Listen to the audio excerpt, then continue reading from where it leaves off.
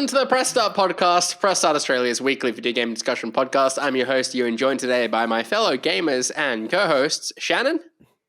Hello. Brody. Hello. And James. Hello.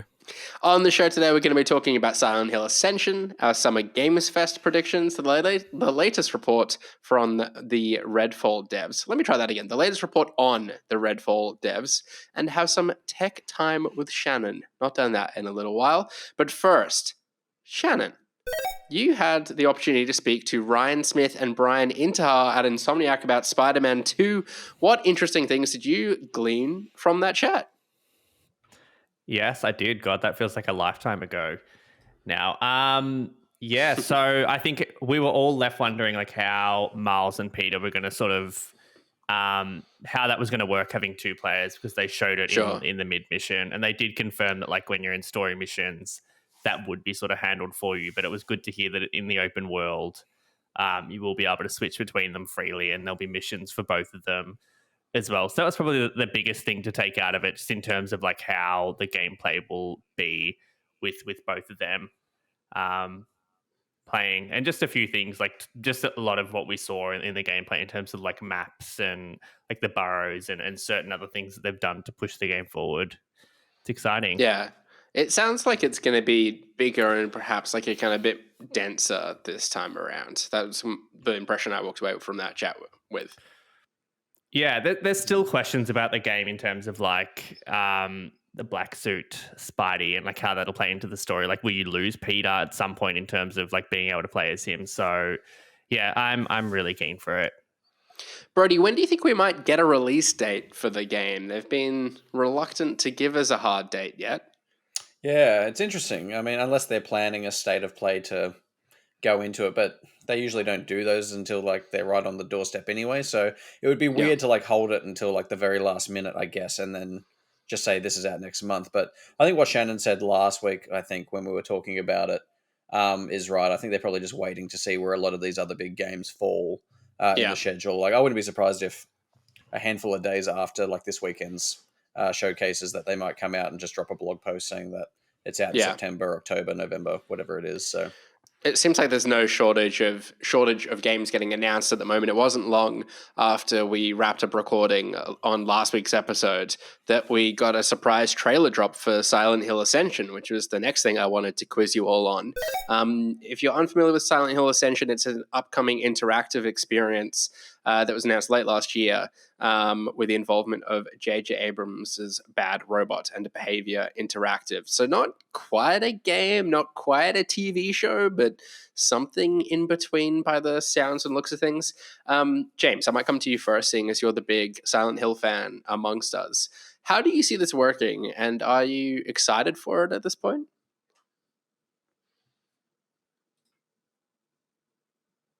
Are you muted? Yes, no, I was. I just thought it was a really big pregnant pause.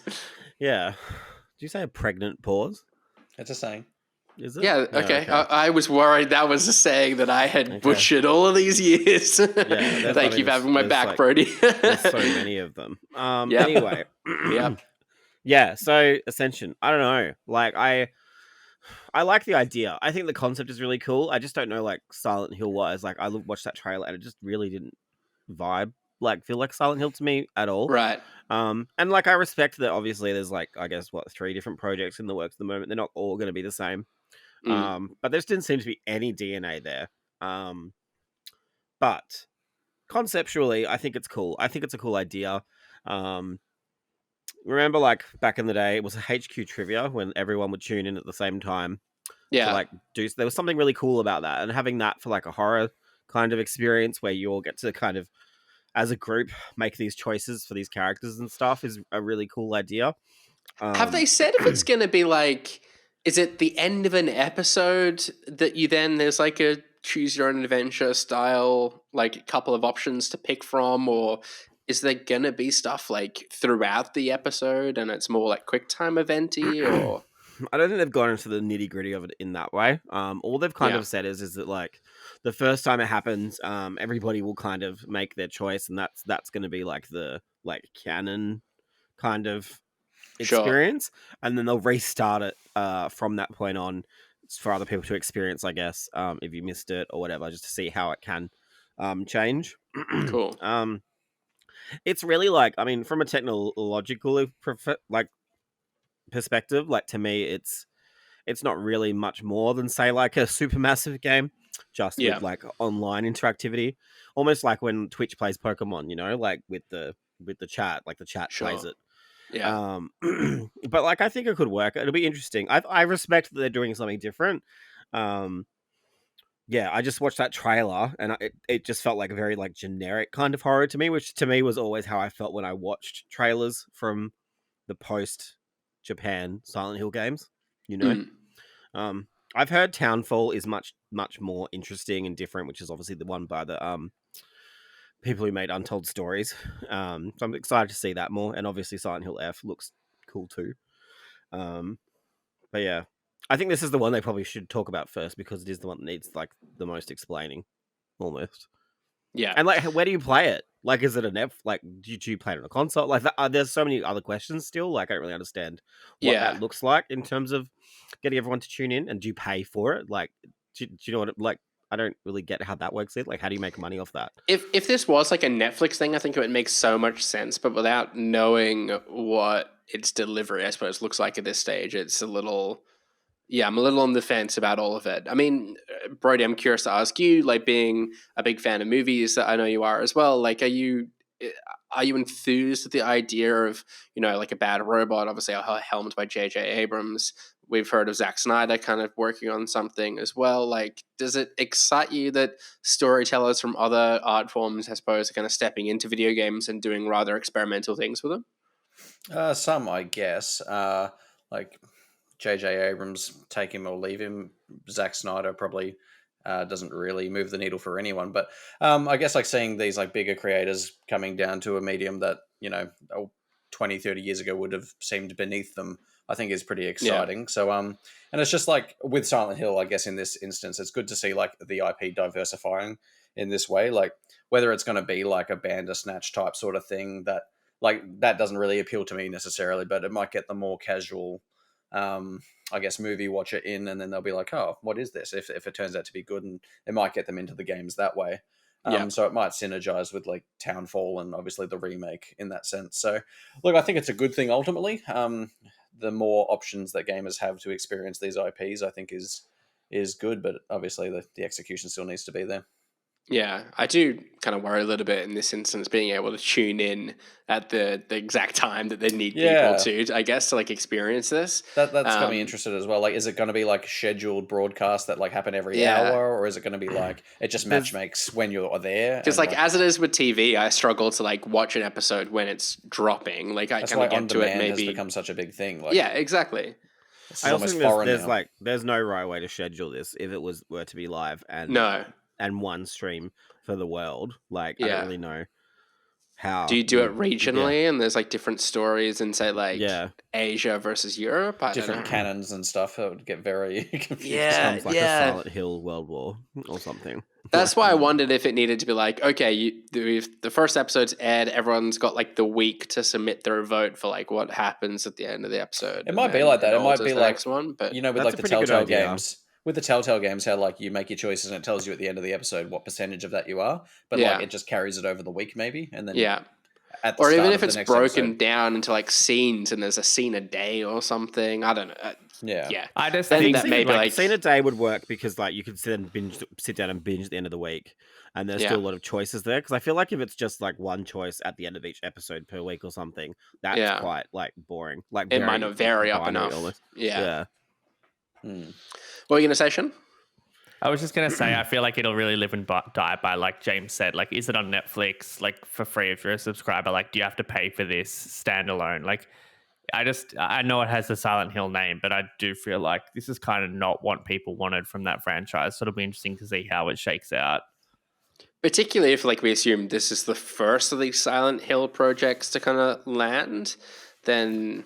I don't. If it sounds like the kind of thing that might have more appeal once it's kind of got momentum back in its way. I think but seeing as it's restarting, I still think SH2 will be the first. But I do think that's a good point as well, Ewan. Like in that if people play the games, they can then go and engage with, say, this like web series as well.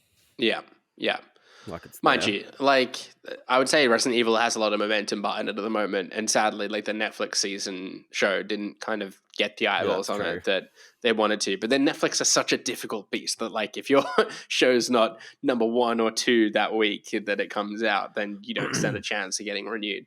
I think Resident Netflix did a lot as well creatively that is a little bit questionable, just in terms of like when it takes place, and where it fits. But yeah.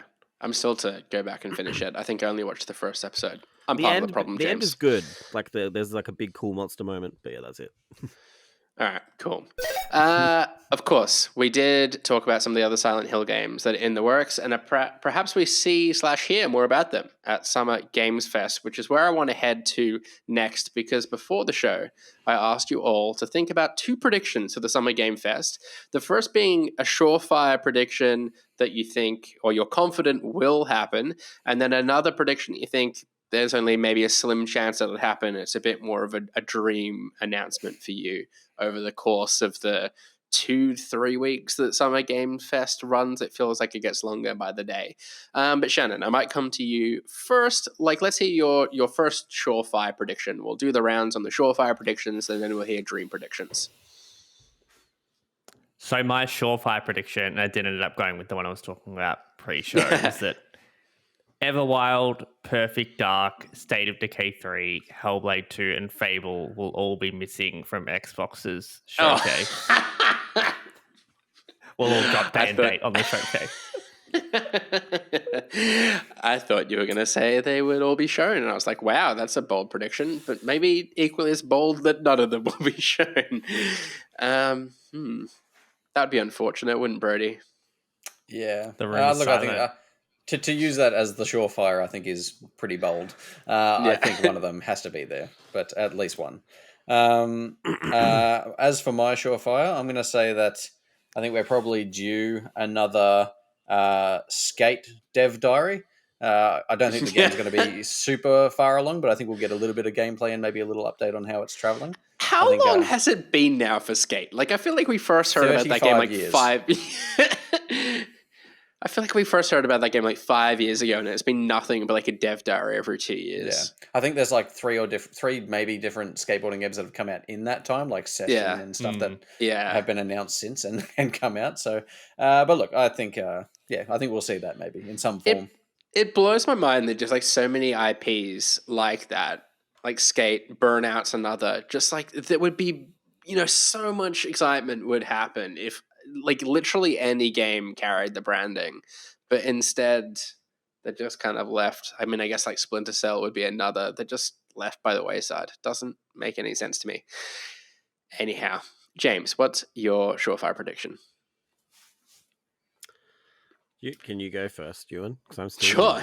James, is that Everwild, Perfect I Dark, reckon Fable? This is as surefire as it gets. You can count on this happening. We'll see the next Call of Duty game. I don't know what it is. I think they've said it's Modern Warfare. I hadn't even thought of that, to be honest. Is it another Modern Warfare? Modern Warfare 3? I think it's the rumor. I actually think there's no Call of Duty game this year. Really? Is what I've heard. I think that was the rumor, that it'd just be an extension to Modern Warfare 2. So, well, that was. I've all used to have that as your surefire prediction. This year is not the year. The first year in 23 years that really Call of Duty that. I think so, because we haven't heard anything about it, so it checks out. Shannon just wants there to be no games at some games. That's correct. I forgot the schedule kind of changed around, so yeah, it would be Modern Warfare 3, I suppose. But yeah, anyhow, I reckon we've got to see a Call of Duty game. Oh, okay. Go for it, James. That's great. I spied Amazon Games there. So yes. Why are you laughing already? Amazon's going to require everyone. Our surefire predictions are just cut, with the exception of Brody's. Like, they're just terrible. Yeah, well, yeah. This could go either way. Mine was good. Mine was actually Brody's was pretty. If we stop talking, I could share mine. Sorry, so much sure what James's is. Yeah, it's coming. Just a mention of Amazon sent a shudder down my spine. It's going to be something with Lord of the Rings. It should, but I actually think we might see the next Tomb Raider. Now you're talking. This is your surefire prediction. So you'd bet money on Tomb Raider being there. Like, I don't bet money anywhere as a rule. Sure, but if you were a betting man. I mean, yeah, I reckon the time is now, right? Strike while the iron so. Tomb Raider is hot. I guess so. There's a TV series in the works. And we need to find her. Isn't there? I don't know. Were there problems? Were there rumors that there were issues with that? I can't remember. I feel like there were recently. I'm not. Yeah, but don't ask me. I'm clearly not keeping up with the rumors. I'm calling it cancelled as well. Tomb Raider's never coming out, says Shannon Grixty. Shannon's bold prediction this year is that no games. No, we won't. All right. Well, very interesting predictions. They weren't as much of a lock as I thought they would be. Even mine. Fight is too boring. Like, what if I said Mortal Kombat? We'll see more of Mortal Kombat. Well, yeah, nothing they've already announced. Alan Wake is going to be there as well. Surprise, surprise. All right, Shannon, what's your bold prediction? You know, I've just changed mine. I'll give it to you. I can give it to you. I was going to be boring and say that Xbox will announce a cloud gaming device, but I've just thought of a bold one. Sure. That Grand Theft Auto 6 will appear at Xbox's showcase and have some kind of exclusivity with Xbox. Wow. Not full on exclusivity, but it'll have or a marketing deal or something. It feels like the only card Xbox could play that would blow everyone away at this point. I don't think when GTA 6 gets announced, it's going to be at a showcase or in amongst anyone else's games. Be in a tweet. That is their thing. There'll be some mysterious countdown, and then the trailer will just it's happened whatever day they feel breaking reveal, the internet. I feel like Big Phil is going to lift the jumper, and GTA 6 is going to be there, and then it'll just happen. Imagine that's how it's revealed. With Peter Moore's tattoo. Yeah. That was awesome. I wonder where he is now. EA? No? Did he go to EA? He'll return to lift his shirt. Removed? I don't know that it was real to begin with. No. Well, that's disappointing. Yeah, he doesn't commit. All right. I'm going to jump in. My bold prediction, going to be PlayStation related because we know that they're there. And factions. feel no, not going to be factions. Not after the most recent reports. Given that we kind of felt like we were down at an announcement or two off the back of their showcase, I feel like they've been holding a banger for this. And I reckon this is when we see the first trailer for Ghost of Tsushima 2. That's my prediction. There's literally no way.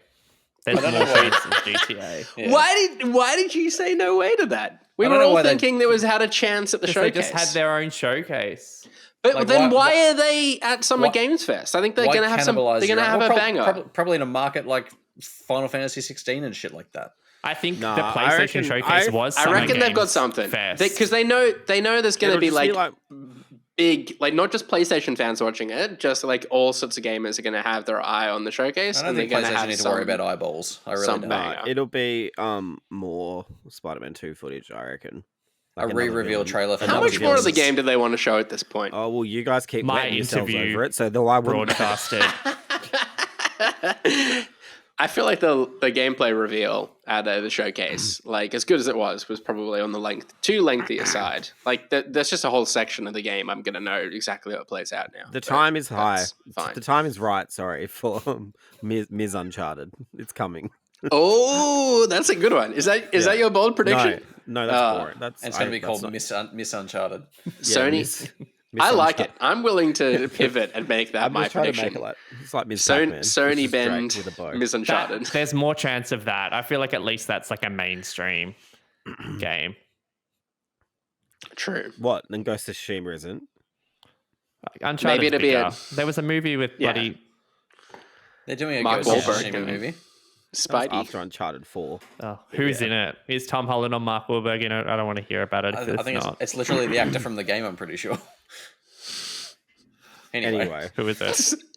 I don't know. Shannon's criteria for any upcoming movie release. Mark Wahlberg. Tom Holland shirtless. Doing one crunch. Okay, sorry, James. Chaos. What was your prediction? I actually think we might see the next Resident Evil as a tease. Nothing too What's the face for, Shannon? Is it going to be a remake or a sequel? Yeah. No, like the next like proper. No, like the next proper one, like Resi 9. RE10. Like, 9. Sorry, I skipped one. 9. Yep. Just skipping 9 altogether. Saving it for a rainy day. They're gonna I feel like the remake it. iPhone did that. Like, anything could happen. I don't know. Like I could see like it. Yeah. I feel like with Resident Evil, like they keep their slate not full, but like they've got something on the horizon all the time with Resi, and they don't really have anything at the moment. Like maybe, I mean, the more boring is like RE4. I think we'll see RE4 like Ada's campaign or something. But like I would love to see like RE9 like teased or something. Time is high. The time is high, and so am I. Like, all right, Brody, that leaves you lucky last. Yep. I think I said it last year. I'm just gonna say it every year till I will it into existence. New Banjo-Kazooie game, possibly developed by Double Fine or someone like that. But just Banjo in any capacity. Please bring it back. Please. Nice. A remake of the first game. That'd be awesome. That'd be cool. I don't know about remakes now. Give me a new one. All the best games this year almost have been remakes. I'm aware. That's what I'm saying. I'm remaked out. Like, once RE4 came out, no more remakes. I hope we get a release date for Angerfoot. I noticed Devolver's there. I'm real excited for Angerfoot. Skate Story as well. Maybe the Plucky Squire. Yep. I'm just gonna like hijack this quickly. I just want to see Fable or Perfect Dark. Like, I know Perfect Dark is probably in trouble, I think, but like either of those games, just to see them would be so good. I feel like Fable or Perfect Dark. Out of the 5 that I had, like they're the 2 that I'm 110% sure won't be there. I'd like to know what they're teasing then. What are they teasing with all that glitter stuff? Like that suggests a glitter controller. Oh, you're probably right. Literally. You're probably right. Oh, hang on. I've just sort of thought they had that tease the other day, the Noughts and Crosses thing as well. Presumably Psychonauts. Psychonauts, yeah. Yeah, Psychonauts we see. That's Psychonauts. What do you think? I don't think think it's something Xbox else? ANZ would be teasing anything. It was ANZ, wasn't it? It was like a local branch or whatever. Double Fine and Banjo is just like such a like good match. I just really wish that would happen. Yeah, it's like a wet dream sort of thing. Will it into existence. Yeah. Sure. The seriousness of which that comment was just embraced. maybe cut that. My brain like turned off to processing. I was like, did you guys I've lost have you guys discussed these dreams together before? I actually, and for some reason I glanced at my bed. I don't know why. Did you guys see the rumor? See the rumors about? Oh, not the rumor. The report from I think the VGC dude. I can't remember his name. About how Everwild apparently is going to be like a Viva Pinata game now. What? Like that sort of game. Look, I'm okay with that, but it went from being rather nebulous and having no point to being a Viva Pinata like, which I'd rather there just be a Viva Pinata. Like that was that was cool. There was like a cartoon and like Horstachio and What's the bad guy's name? Sutton. Dr. someone. Dr. Dastardly or something like that? I don't know. It was just the fucking best. That was the best time. What a time. When there was Viva Pinata games on the horizon. Back when Xbox were at their peak. Yeah. They were great. Animal Crossing who? Like, honestly. I'm serious. Viva Pinata was so fucking good. Yeah, anyway. I agree. Alas. Well, I hope... Sorry. Every time I'm about to segue out, James shuts me down and then he complains about my segues. Unicorn? Sorry. I do hope all of these games come to fruition for you, James, and I hope that when they do, the developers enjoyed working on them. But sadly, that doesn't seem to have been the case for our old mate Redfall, which we've discussed at length at this point. The sentence got away from me. A new report suggests that Redfall devs Arcane reportedly hoped the game would be cancelled. In a Bloomberg report, Jason Schreier, who's been mighty busy recently, I might add, wrote, the project suffered from unclear direction, frequent attrition, and a perennial lack of staff, and that the Bethesda acquisition gave some staff at Arcane hope that Microsoft might cancel Redfall, or better yet, let them reboot it as a single-player game. James, might come back to you. Did you catch this report, and what was your reaction to it all? I didn't catch it, but I read it, and I thought that it was pretty pretty damning that like they had like when people are like, please just cancel it. Like they're working on the game themselves. Like that must be horrible to work in that environment. Yeah, I think it is evident in the final product that there was no vision or like depression or whatever.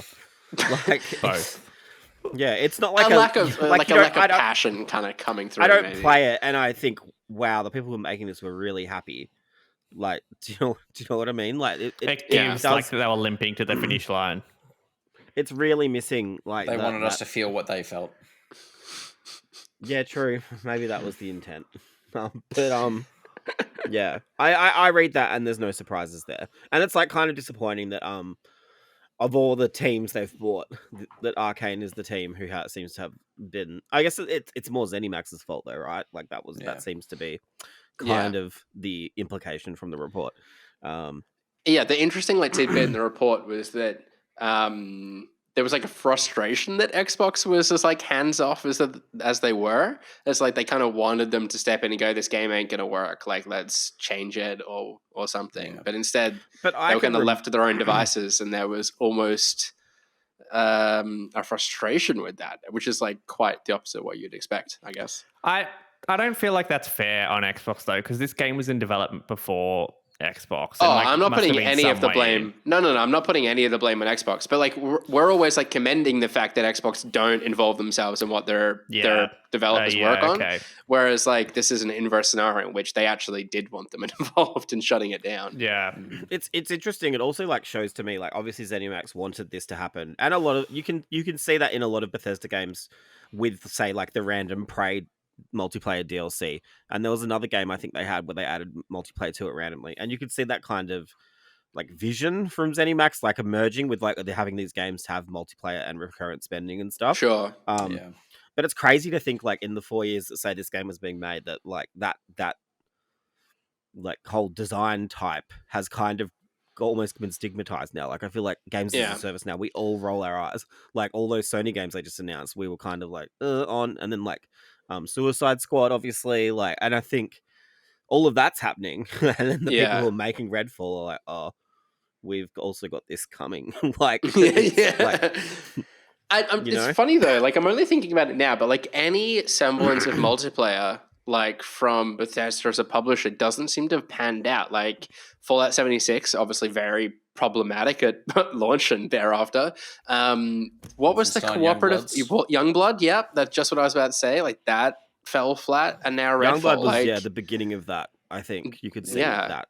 Do they persist with this? I wonder. It was trend chasing, obviously by ZeniMax, and obviously they would have seen what was happening with Suicide Squad and everything else, Marvel's Avengers and all that. And I guess they tried to walk back and water down the live service element of Redfall to a degree, but it just left like obviously what it was, which wasn't really much of anything.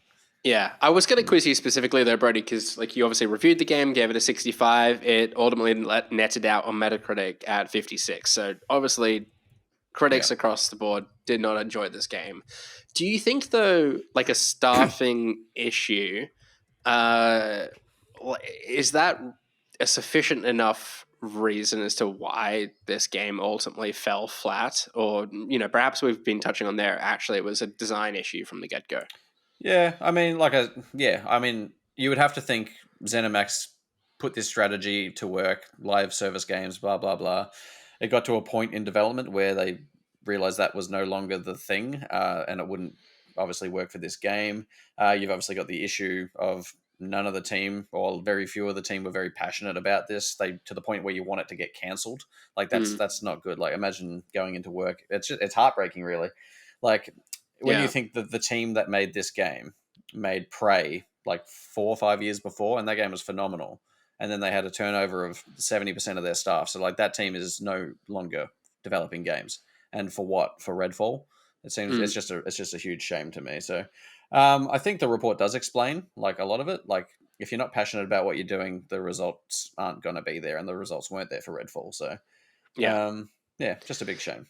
It's interesting as well. Like another thing that stood out to me about the report was that they were having difficulty recruiting people that had experience in multiplayer games or a passion for multiplayer games, because they all kind of came to Arcane with the expectation that they were going to be producing this like a single player sort of title, that an immersive sim that they, as a game creator, kind of really resonated with. And I wonder, like, knowing the difficulty that with the reported difficulty that Naughty Dog are in with factions, is that a similar story? Like, is that them dealing with game developers that aren't necessarily passionate about the project they're working on? Are they trying to bring in people, but they're coming to Naughty Dog with an expectation they're going to be producing The Last of Us Part 3 or whatever else? Maybe that is, like, for PlayStation, then the benefit of having someone like Bungie in-house, that because it is just people that have been doing nothing but those type of games for the last 10 years and have weeded out anyone that's not passionate about multiplayer games, and that's all that they've got now. Part of that report with the Naughty Dog one as well is that the interesting thing I found was where it said that they were developing it their way, which obviously, as they have very little experience in the field, they seem like a developer where, like, when you've got enough runs on the board, you're going to be pretty confident in your own work. So I think having Bungie there, like you said, is definitely going to be for the betterment, and probably will save this game ultimately from not being a Redfall. So and I think, like, even as one of the biggest Naughty Dog stands there is, their downfall is going to be their own hubris, right? Like, it's going to be, we can do no wrong, and then they do kind of set a foot out of line. And I'm really worried this is going to be it, but I guess it's far too soon to make that call. Anyhow, whatever Arcane does next, I doubt it'll be a VR game, but it might be the way of the future if Meta and Apple have anything to say about it. Because today we're bringing back Tech Time with Shannon. Shannon, 2 VR headsets were announced this week. Firstly, can you tell us a bit about the Meta Quest 3 and Apple's new Vision Pro? What are the unique kind of selling points of each of them? So both of them very much in the AR space. I feel like VR is kind of done for the moment, and everyone wants in on that good AR goodness. So I knew AR that being what I was saying, augmented reality, of course, like reality. incorporating. So they're both mixed reality headsets. Apple did a very great job. I know we're speaking about Oculus to not say anything virtual reality, mixed reality. They did not want to mention or go anywhere near that. But yeah, the Oculus Quest 3 is definitely going to be the one that a lot of people want to pick up this year. Still gaming focused. So yeah, there's color pass through, which for those of you that have used the PlayStation VR 2 or a Quest 2, like, you've got your black and white pass through that's very much used for, like, getting your bearings and creating boundaries, where this is like they're much higher quality. I think 10 times as better quality as the Quest 2, and their color. So they won't just be used for getting your boundary. It'll be used for, like, actual augmented reality experiences that take place within your house. A lot more powerful. I think the lenses and the quality are really good. So really decent improvements across the board. And still, it's a bit more expensive than the Quest 2 when that launched. Will, like, probably double as much, but still not as much as a PSVR 2. I mean, just to pause there, though, before we talk about Apple's Vision Pro, what I liked about Meta's announcement was that they're still supporting the Quest 2. And I think even doing a firmware update that gives it a performance boost as well. And that's coming down in price slightly as well. So seems like for, like, mainstream appeal, Meta very much the way to go. And I feel like for all the shit that Meta cops just on a daily basis for all kinds of things, like, they have done really well to support the Quest 2 with things like hand tracking. Like, there's always an update when I go back to my unit every month or so with, like, just genuinely cool stuff. Like, that's a totally different device from what launched 2 years ago. So I feel like you can put your faith in buying the Quest 3 and support them, or to stick with your Quest 2 and know you're getting, like, a 20 or 30% performance bump as well. It's an exciting time in that space. I think. What then makes the Apple Vision Pro set apart? Obviously much more recent use. It's a hard one. So I feel like it's, like, total opposite end of the spectrum, and, like, even ahead of, like, the Quest Pro. Like, this is, like, beyond anything that we've seen or used in the AR space. Like, the previews that are coming out now say, like, it is 4K screens. Like, it feels like there's not much of a drop in quality in terms of the world around you. and the screens that you're looking at. Like, it very much is a viable option for productivity and entertainment. I don't know. It's a bit goofy, but I feel like people forget, like, when the iPad launched and even the iPhone, like, and the watch, like, it does feel like the cool thing to do to dunk on Apple. Like, people said, why would we want a phone that's also our music? Like, they're separate things. And then when the iPad came out, it was like, why would we want this gigantic thing and the watch? So it does seem ridiculous, and it's not going to be mainstream this year, next year, probably the year after that. But I feel like they're building towards something that feels to them like is the next step of computing technology, I guess. Yeah, we might be like a fair few years away from a world in which like a dad is preparing the kids sandwiches with a headset on and all the kind of thing, someone wearing on an airplane like we all kind of saw in the trailer. But and that is what I keep coming back to. Like, I don't know if anyone's going to deny the fact that it is cool technology from what we know. Like, it seems to work well. Like, there's some insane stuff going on that none of us could even understand how they've got that going. But I don't really know the use case for it in everyday life. But I'm not going to pretend that I know better than Apple in terms of what people might want or need. Yeah, I mean, I'm eager to get into the kind of gaming side of this as well. But I think for it to like integrate into everyday life in the way that Apple want it to, it needs to be much smaller sort of form factor.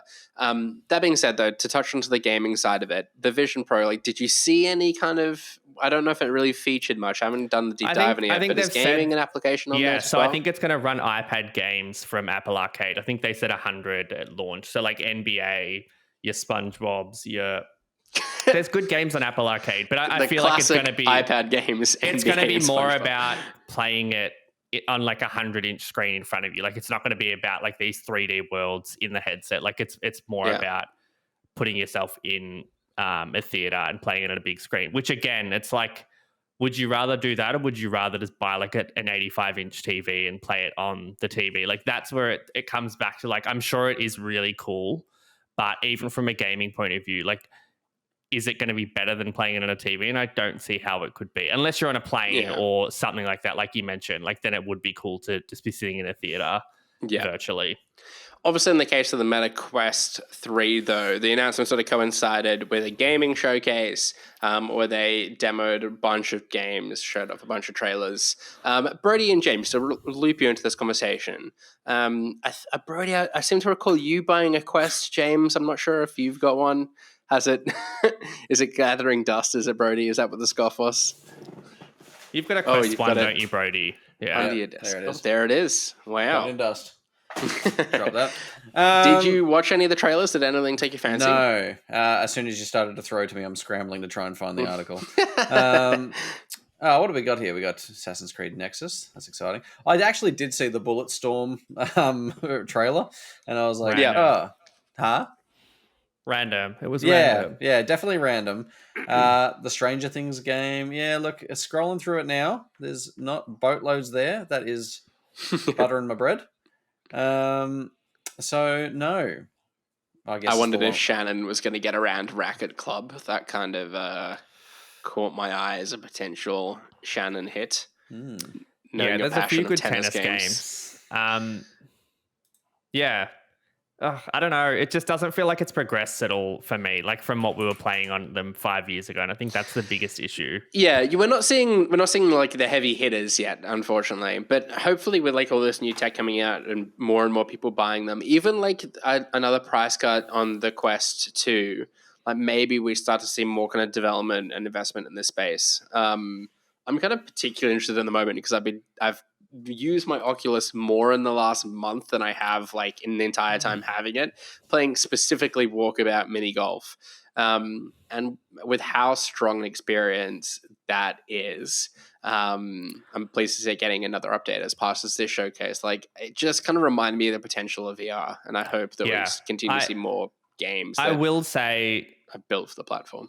Like, now that I've had PlayStation VR for 4 months, and I do feel like it is better being a wireless experience that you can sort of play in any room and take with you. So I am hopeful that the Quest 3 like at least somewhat matches PSVR 2. Like, I don't think it has eye tracking and a few other things, but I do feel like that experience is a better VR one, like not being tethered to anything at all. Yeah, even like the bless you, even the battery pack on like the Vision Pro is a bit. I frantically tried to mute myself. All right, James, have you got any thoughts on VR? Are you happy for us to move on?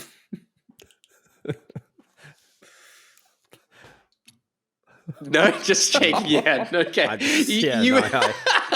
I thought I could see you gearing up to say something, and then you just shook your head. No, the Apple stuff is like fucked. Like I don't get it at all. Like, it's just like it's like the far end of like the. We didn't even talk about the eyes being projected on the outside of the headset. Also terrible. So like good idea, but just looks like if someone's looking at me like that, I'm not wanting to look at them. Like it's not a nice. No VR or any headset experience is like stupid. But that's what I'm saying. Like I don't turn to people with my Quest and be like, "Hi, how are you?" Like, and obviously, like I can still look at people. It's just so impractical, and like how much it is. Like, yes, the tech is, and like you keep saying it, John, like the tech is really good. And it's like, yeah, of course it is. It's that fucking expensive. But it's not. Like, don't be short-sighted. Like they need to release a product to get it with devs so that they can make apps for it. Like, I'm not going to engage in this conversation with Shannon because like he takes it personally. It's not even worth having the price conversation. Accuses you of being short-sighted. He's starting to yell. The price conversation is so. I'm so sick of seeing it. Like it's not meant for every mum, brother, and like it was the same with the Apple Watch. Like no one was buying it day one apart from the crazy Apple people. Like same with iPhone. Same with any Apple device. Like it's not meant for the mainstream day one. I agree. Because it's silly, like because people's feelings are getting hurt. Shannon's get so worked up about the price of this thing. Yeah, it's just like that's what people go to every time. Because like, they've got you by the balls, like because it's ridiculous. Like, I'm not going to buy it. They're not wanting masses to buy it like day one. Like that's not their goal. Coming from the guy that starts his TikTok by going, Apple's $5,000 headset, like immediately calls attention to the price. It is ridiculous, but that's the point. Like. They know that they're not going to sell 10 million of them in the first year. Yeah. This is the start of that adoption curve for Apple. Like it's very like early adopters getting into devs' hands, thinking about the potential of it rather 100%. than living its potential from day one. And Oculus, like we were speaking, like Oculus had a dev kit that was thousands of dollars for years before the Quest came out. But nobody like thinks about that because you just don't hear about it because it's not Apple, essentially. Yeah, and I guess and even like the fact I think it was MKBHD and like his video called attention to the fact that this is the Vision Pro, like it's got the Pro element there. So like maybe in a couple of years' time we see it drop the Pro name and we get a discounted version of it. But like in saying that, to James's point, like I'm not like I don't know I don't know what anyone would use this for, like me included. Like I don't understand the use case. Like that's the biggest problem. It doesn't matter if it's $500. Like if you're not going to use it day to day, like what's the point? And I think that's the hardest thing to get over at the moment. Bring back Google Glass, I say. I'm here for that. All right, James, I know you're eager to move on, so let me ask you something that I know you care about. He was eager before we even started. The rapid-fire question of the day. Capcom are asking fans what Resident Evil game they want remade next. James, which RE game do you want remade next? It's boring, but Code Veronica. It has the most to gain. No one knows about it. And it's the real RE3, really, based on the story progression. So, yeah, that one. Knowing what little I know about Code Veronica and 5 and 6, but like 5 and 6 kind of being a little, of a part of that downward trend of Resident Evil games. 5 was good, but 6 was shit. Okay. 6 was the end. 6 was the end. Okay. All right. Shannon, do you have a preference? I feel like Code Veronica is the only one left at this point that hasn't been remastered or remade. A lot of people are calling for 0 and 1 because like those games only exist in the old style. So I wouldn't. The original mind feels, it does make sense to do that, I think. I do feel like that's a bit of like an incomplete piece of the puzzle for me at this stage because I haven't played 1. Like that's the whole like Wesker's mansion thing. Right? Am I getting this right? Like kind of, but not really. Okay. Wesker's mansion. There's a mansion. Because that's all teased in Resident Evil 2, right? Like, or not teased, but like referred to in 2. Yeah. Like everything happens in one, and then 2 months later, 2 happens. That's a Fallout. Yeah, I feel like that's kind of Or the something. missing link I don't for know me if at it's this 2 months, stage. but yeah. Brody, do you have a preference? Have you got a... Yeah, James stole my answer word for word, so I'll just say Resident Evil 1. You can just echo the sentiment. It's rapid fire. I was joking. I didn't understand a word he said. It's getting really vicious tonight, isn't it? I'm not saying Just it's Brody, it was just wrong. say Outbreak. Outbreak for me. Reverse, reboot, or Operation Raccoon City, please. Oh no, let's not be silly. Ewan, you would love you're like Zoomer ass would love Outbreak. Like it's it's just like 4 people in like Your in Zoomer like ass. in like a It's a 1 to Zoomer 3 wet hour dream, if you scenario, will. and you just co-op it to get out of the city. It's so good, so ahead of its time. Okay, I don't know cool. if you can I'm talk sold. about Zoomer's wet dreams. Jesus. Shannon brought it up. No. When I do it, Brody. it sounds innocent, though. When you do it, it sounds menacing. Let's I move on. disagree What the with that. Wiki is the Press Start podcast game show where the previous week's winner is part of a Wikipedia page for an unknown game, and we, the contestants, must guess the game. The first... Are you sneezing too, James? Are you okay? Coughing. Where the contestants must guess the game, a point is awarded for each correct guess, and the round ends once a person bags themselves 2 points. Brody, as last week's winner, you are today's host. You are currently in the lead on 16 points, James on 14, myself in third with 13 points, Kieran on 12, Shannon on 10, Harry on 1, James with 0 points. Nice. Still plenty of people in contention. Nice. You'll love to see it. Brody, the show is yours. All right. Okay. The game is the 8th installment in the series and a direct sequel to Blank. It was developed for Windows, GameCube, PS2, Xbox, and Game Boy Advance and DS versions were developed by Pocketeers, as well as a PSP version. Ewan. I'll be Always. impressed. No, I'm going to shoot it. Is it Call of Duty Black Ops? It's not. Okay. The game GameCube. entails... this will give it away. The game entails tuning cars for street races, resuming the storyline from the first game. Oh. Shannon. Need for Speed. Street races. Most Wanted 2. No. James. Are you having it? Yep, James. Oh, Ewan. Okay, you're in queue. I'm in the queue. Thank you. Okay, thank you for queuing up. Is it Need for Speed Underground 2? It is Need for Speed Underground Damn. 2. Yeah. Lovely. Realized too late. Well done. You love that. Never played it. I thought if I started with that one, it might not be James's cup of tea, but now we've discovered it is. So he's in danger of sweeping and taking the lead. He is. A bonus point if you sweep. Forgot about that. Yep. All right. First bonus point. Okay, game 2. James on 1 point. Taking place on a fictional group of islands near Australia, the game follows the adventures of Blank after they're abducted by the series villain, who tricks him into thinking he wants to save the world. The character is thrust into several parts of... Ewan? Is this Tack the Great Juju Challenge? It's certainly not. It's certainly not. James. What's that game called? Is it Ty the Tasmanian Tiger? No. No, it's not. Shannon. Oh, wow. Shannon. Oh, no. Ty the Tasmanian Tiger 2. No. The character Can I go is... again? Are we back? Let We me are get... back. Oh, okay, if you say so. I'm running Let this him thing, but decide. sure. He's the host. Yeah. Let me get through a bit more of a sentence, and I'll tell you when you're all back in. All right. The character is thrust into several parts of Blank, because I won't say that because that'll give it away, in order to gather crystals that will allow someone to contain the power of an upcoming planetary alignment and keep the planet from being destroyed. You're all back in. Shannon. Shannon. Oh. Crash Bandicoot.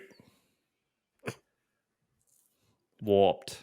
I don't know what it is. No. The character's sister and someone's former assistant try to warn him about something, with the latter urging Blank to gather gems instead of crystals.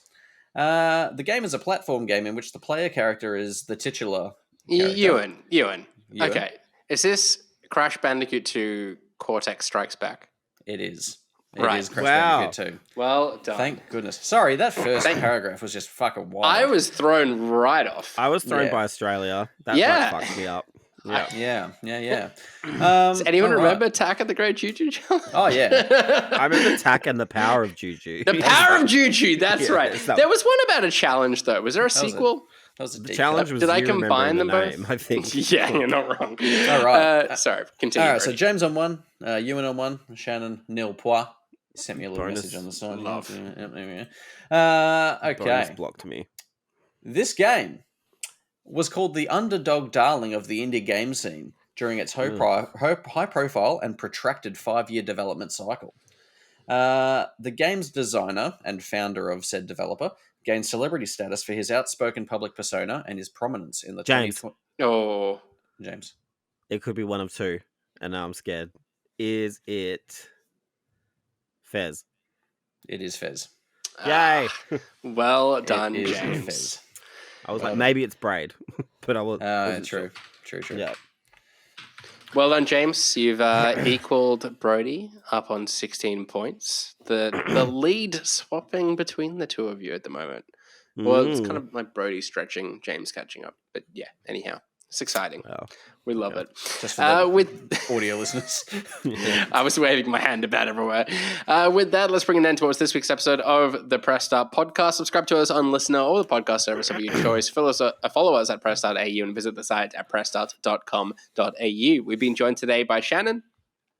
You can follow me at Shannon Grixty on everything, and go view my TikTok. Considering you called it out, Ewan, if you're wondering, just search Shannon Grixty. Did I update your name in the video version of the podcast? I think I did. You did. Yes. Excellent. Just below, everywhere.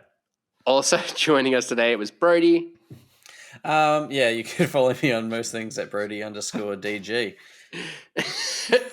And last but not least, it was James. Yeah, you can find me on Twitter at JamesATJAMZ.